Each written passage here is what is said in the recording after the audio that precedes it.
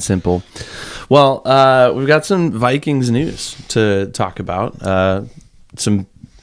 One very big development that we'll probably talk about first, and then OTAs started this last week. So there's obviously some stuff coming out about the happenings there, but we got to start with the newest Vikings news. What is that? Well, so we're recording on Sunday this time. Usually it's Monday nights, but this week it's Sunday. And as of yesterday, early afternoon-ish, the Vikings, I guess, have they even announced the hire yet? Yeah. The team has announced the hire? Okay, I think so. Well, I'm pretty sure. It became news that the Vikings hired a new GM, Nolan Teasley, the former assistant GM of the Seahawks. Been with the Seahawks for, I think I saw 13 years going on 14. And very highly touted person within league circles, apparently. Admittedly, Evan, I don't think I'm going to break any news here that you and I are not going to pretend that we've known of this guy for forever. No. And I probably heard his name for the first time ever yesterday when it was announced that he was hired, or recently when he was a part of the finalist group. But yeah, Vikings have a new GM. They've been running with the Brisness as the assistant GM since January, or when did Kwesi get fired? Probably January, February timeframe. And now they said after the draft they would really, the ownership said that they would really go full force into a GM search. And it's been a couple of weeks since they officially said, all right, we're starting the first round of interviews, and now here we go, new GM. Yeah. And he's got a pretty decent resume. He's been with Seattle for 13 years, and he's been in that assistant GM role for the last handful of years. I think 3 years he's been in that role. Heavily involved in helping their GM, John Schneider, with a lot of scouting work.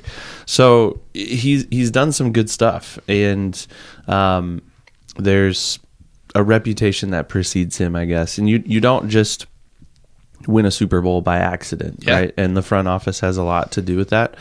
So even though he wasn't the head GM, he was still very much involved in things like bringing Sam Darnold to Seattle, which was a key component. The Vikings should actually try to trade for Sam Darnold now. I think he might do really well on the team. Boy, wouldn't that add just another interesting arm to the octopus that already is the quarterback controversy.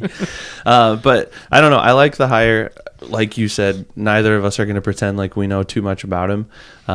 But given where he's coming from and the success that they've had in Seattle, his long-term tenure there, I think there's good reason to be excited in Minnesota. Yeah, absolutely. So the things I've heard about him is that he has truly been a right-hand man to John Schneider in Seattle. Not to say he's been the secret real GM this whole time. That would be absurd to say.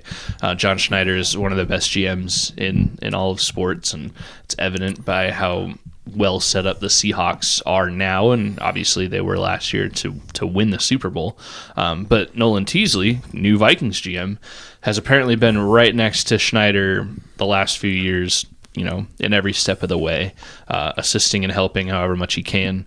I guess he's really, people have described him, I've heard it a lot now, as Teasley has been described as a football guy.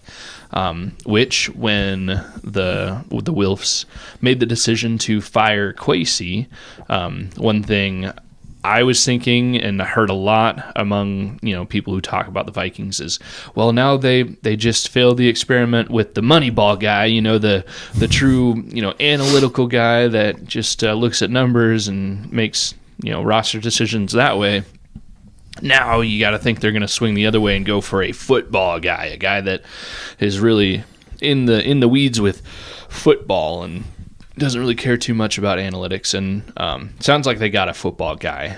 But I've also heard Teasley is very much an analytical guy too. He but in the way of scouting, and he looks at numbers, but mostly communicating and scouting and looking at the big picture while diving in at these individual players and roster decisions, but not just, hey, let me pull up PFF and, this guy has the best grade, let's draft him.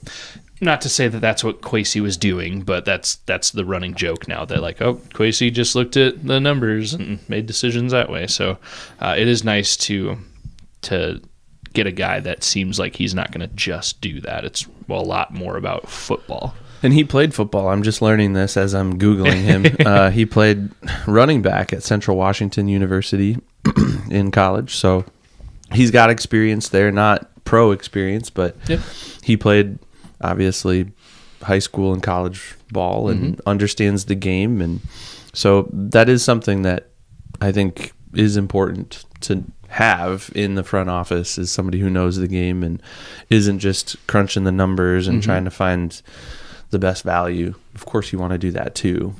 But it sounds like, and he's got a lot of experience, more than I thought. He's a 2-time Super Bowl winning staff member with the Seahawks. He was on staff when they won whatever Super Bowl that was, way back. 2013 when they beat the Broncos. That would have been one of his first year 14, or two there. Yeah. So, he was a scout for the team at that point. So he's seen a lot of development. He's seen a lot of up and down. He's seen some coaching change and worked with that probably. He's probably been in a lot of those meetings. I like the experience. I like the hire. I'm excited to learn more about him. And I don't know, hopefully Vikings Nation is kind to him and not super critical of him, because Kwesi, he had a honeymoon phase of maybe like a year, and then everybody just kind of dumped on him for the rest of his career. And I don't know. I didn't feel like that was fair. And we've sat here before and said, that's a tough job. We can sit here and armchair quarterback all night long. In fact, that's what we do every week when we sit here and drink beer and talk. But obviously we're not getting paid to do it. So yeah, exactly. I was trying to look it up, but I can't find the exact tweet. But Dustin Baker tweeted sometime in the last weeks or months, basically saying like, just remember, we're just a few weeks away from the Vikings hiring a new GM, and then all of us liking the guy based off of what his boss did, So the Seahawks, well, we like this guy because the Seahawks, they did sign Sam Darnold and they've been drafting well, and shoot, they just won a Super Bowl. So, I mean, the truth is, unless you're, really in the league and you have a lot of knowledge of all of these guys and work with a lot of people, there's not much the fan at you and my level really should know about these front office guys from other teams. It'd be different if, it was one of those situations where like it was a widely known secret that John Snyder actually didn't do anything, but the whole league knows that Nolan Teasley was the one doing everything. That's obviously not the case. So all we can know is stats and look up what we hear about him in the days after he's hired. But one thing I do really like is, and it's gonna sound a lot like a shot against the Bears, and it kind of is, but it's not meaning to just crap on the Bears. But like a few years ago, when the Bears and Vikings were both looking for new GMs, and the Vikings ultimately hired Kwesi Adofo-Mensah, the Bears hired Ryan Poles, who was a really high up person with the Chiefs organization. And of course, for the last, decade or so, the Chiefs have been consistently at the top of the food chain in the NFL. And so it seemed like, hey, yeah, we're getting a new GM who has been a big name with the Chiefs, so the Bears are just going to turn into the next Chiefs. Well, I don't love that, because while the Chiefs have, they have been consistently at the top, you can point to two things for that. They have Andy Reid, who is a heck of a head coach, obviously one of the greatest head coaches the NFL has really ever seen, if you think about it, and I don't think that's too crazy to say. And they've had Pat Mahomes in his prime. And, I mean, Pat Mahomes, whether you like him personally or not, on the field, one of the greatest quarterbacks to really ever play in our lifetime. And, again, I don't think that's too crazy to say. But those two things being in tandem alone can make every other problem in an organization seem so much smaller. If the quarterback can make the sideways, backwards, closed eyes pass for a touchdown, it really sweeps over the fact that maybe the left tackle whiffed on the play.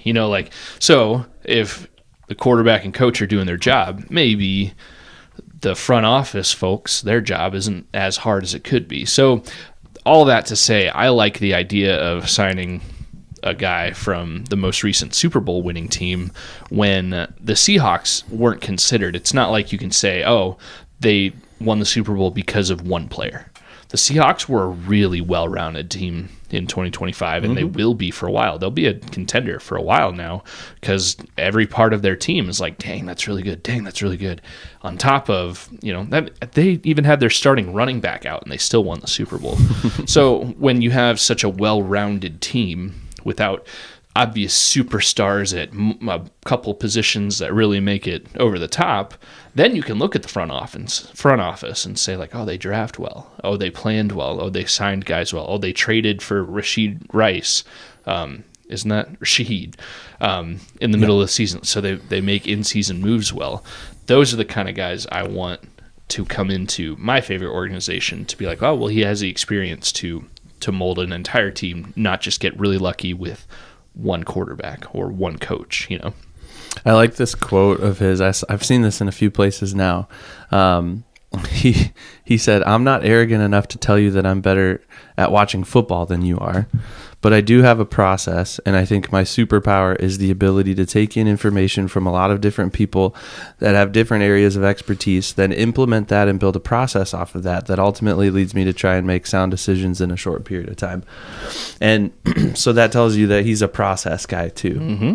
Like, not only is he a football guy, but he's a process guy, and he's not going to come in and he's not going to have this like, all right, here's the magic elixir to get us to a Super Bowl. Like, nope, it's going to take time. We're going to draft well. We're going to make wise trades. We're going to restructure contracts where we need to, and we're going to build this roster into a contending roster, hopefully, is what I'm deducing from that quote. Well, I also get out of that quote, he is saying, I do watch football, and I do understand what I see when I look at the field. So, like, again, we are fans in your basement. We're not, highly compensated football talkers. We don't have a ton of experience playing the game. But I do think you and I both, when we watch a football game, we see things and understand things just a little bit more than my wife does, who doesn't. She's not fan. She's a very casual fan. She just watches it because I watch it. But like, there's a lot of people who like a team, but they don't really know the difference between a zone defense and a man defense, and that's just barely scratching the surface of it. They would never think like, oh, that guard is pulling. What do you mean? What's a pulling guard? Like just little stuff like that. And you and I, we know a teensy bit more about it than the average fan.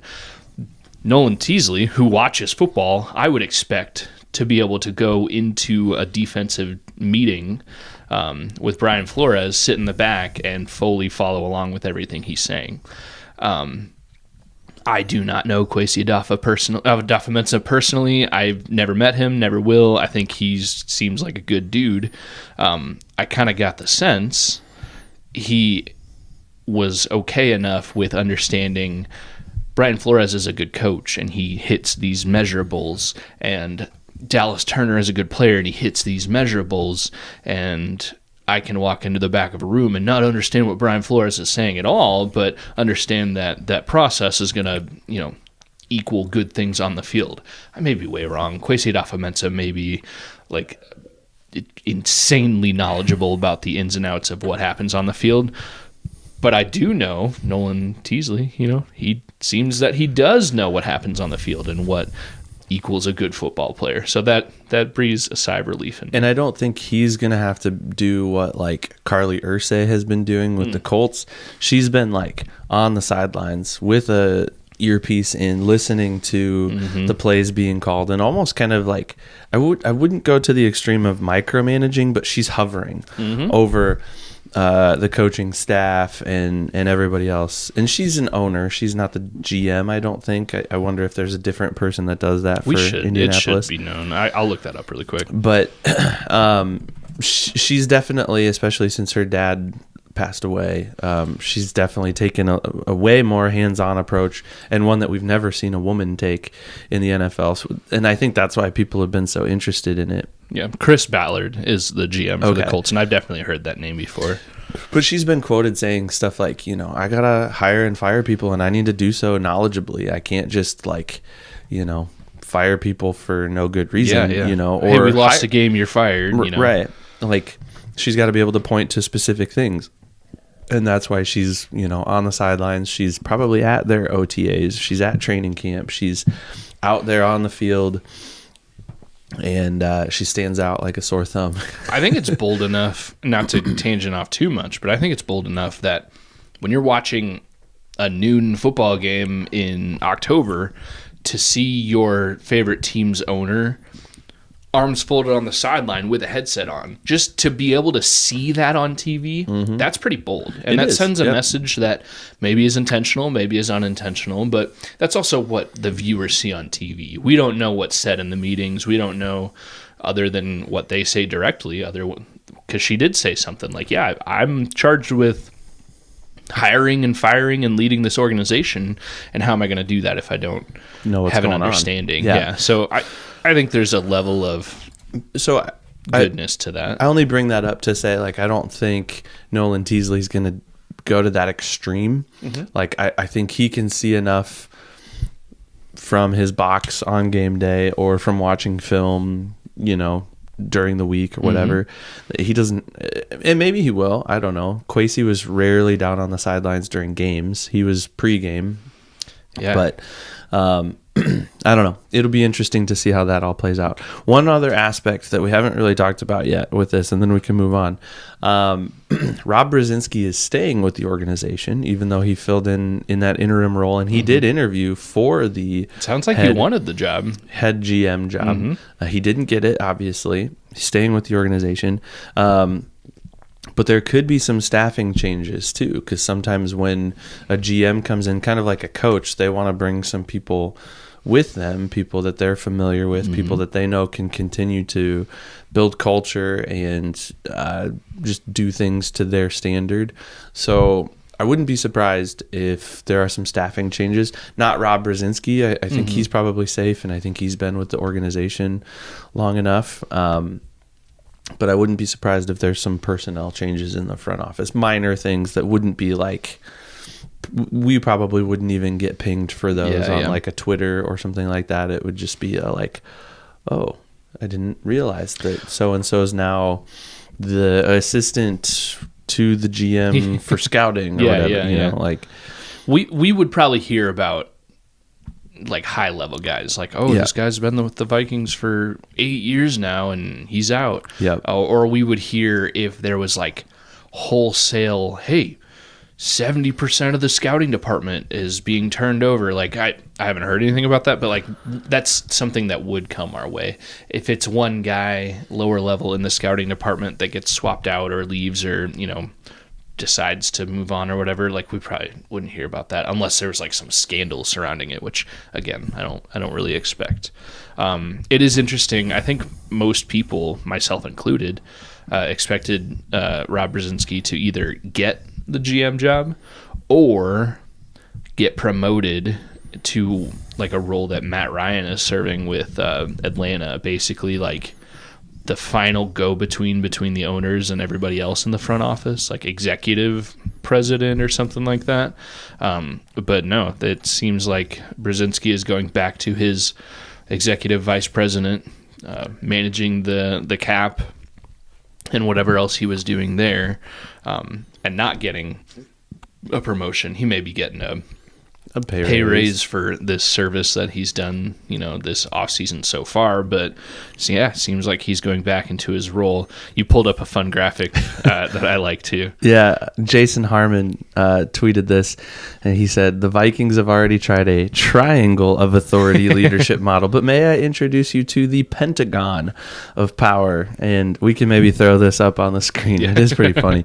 But you've got the Wilfs at the top of the Pentagon, and then you've got Nolan, Teasley, and Rob Brzezinski down one side, and you've got KOC and Brian Flores down the other side to complete the pentagon of power. So that's pretty funny. It will be interesting, and maybe we'll never know exactly how things go moving forward. But I feel like this offseason has been run by three decision makers: KOC, Rob Brzezinski, and it sounds like Flores has been a part of those decision making things as well. So I wonder if things, because of their experience in the last you just pulled up another graphic that puts that same pentagon, but then JJ McCarthy on top of everything. Which Somebody asked, "Where is 9?" So we'll put that one in there too. That one's funny. But yeah, I wonder if KOC, everybody that has been a part of the current pre-Nolan Teasley decision-making process the last few months for the Vikings, if that experience will kind of change how things go now that there is a GM. Maybe, who knows, in interview processes, they may have said like, hey, recently we found that we like when the coach has authority over this random thing. What are your thoughts on that continuing, even though a GM normally does that? I can't really think of an example, but I don't know. Maybe it could turn into another version of that infamous triangle of authority that the Vikings had in, 05, 06? Like, with Brad Childress. I don't even know who the guy who was the GM was. Well, did Red McCombs still own the team at that point? That was right when the Wolves first bought the Wolves. teams. Okay, the Wolves bought it. Would that have been Spielman then? I think he was kind of a part of that as well. So yeah. Oh no. So it was Rick Spielman, Rob Brzezinski, and then Brad Childress, and then apparently later a little bit of Leslie Frazier too. That was the infamous triangle of authority. Spielman was general manager, player personnel stuff. Brzezinski, executive vice president, cap guru, and contract negotiator, which is kind of interesting. And then Brad Childress, who evaluated the team, and apparently, I think at the time, which was the most controversial thing, Childress, for at least a while, had full authority, final authority on player cuts, like who made the final 53, which I don't know. I've never worked in a front office or with a football team enough to know, like, hey, maybe it isn't a good thing if the head coach makes the final say on the 53, or maybe it is a good thing. I don't know. I feel like the more you can get with any big decision-making organization, it is nice to have one person be the final, hey, this is on me, it's my decision, but also it's my consequences, if it doesn't work well. But it's also always good to have many minds in the room to contribute to decision making, focused on the one person that's making the final decision. So we'll see how it all plays out. We'll see how much knowledge and information we, the fans, get out of how they operate and how things work. Because some reporter is going to ask, like, okay, who has the final 53 decision making? And the answer from Teasley is probably going to be the company line of like, well, we're still working all that stuff out, and we'll do the best to make the Vikings the best we can. It'll be something like that. What would make the news if in Teasley's opening press conference, which should be in the next few days, if somebody asks that, because they will, and if his answer was like, I have full authority. Like, if it's just nope, it's me. That'll be newsworthy. I think that's interesting too, because he's a younger GM. I think he's like in his early 40s and 42. I think he and KOC are the same age. Yeah, so that'll create some interesting dynamics too in the workplace. All that to say, new GM, hopefully, better drafts. Hopefully, I would say on par with or better. Trades and cap management, that sort of thing, and hopefully a better on the field product. I will say too, to kind of put my final thoughts on Kwesi out there, it didn't seem like Kwesi was afraid to make moves. Like I feel like Dustin Baker would always say, like, hey, Kwesi always trades his second round pick for somebody at the deadline. I mean, we got TJ Hawkinson in the middle of the season. Like, we would see moves in the middle of the season. It's just, did they work out or not? And you could argue some of them did, some of them didn't. But, like, one thing you can't say about Kwesi is that he was afraid to make moves or do anything. It's just how well did it work out. So, yeah, sometimes making moves in the middle of the season isn't a good idea, but sometimes you have to. He would kind of wheel and deal, and sometimes it worked and sometimes it didn't. Mm-hmm. So, and sometimes they had to. Like, I'm thinking the Pasternaut, they had to make that move. Yep. And for like 3.5 quarters, man, it was so fun and exciting. It looked like a good move, and then it wasn't. Yeah, I just went golfing with somebody yesterday, actually. Friend of the show, Forrest's friend and coworker, who is a Vikings fan. And we mentioned the Pasternaut, and just in talking, he was like, "Yeah, for like 3 games, that was really fun." I was like, "Dude, for like 3 quarters, that was really fun." Yep. Yeah, that was funny to look back on. Can you take me higher? What a fun season! All right.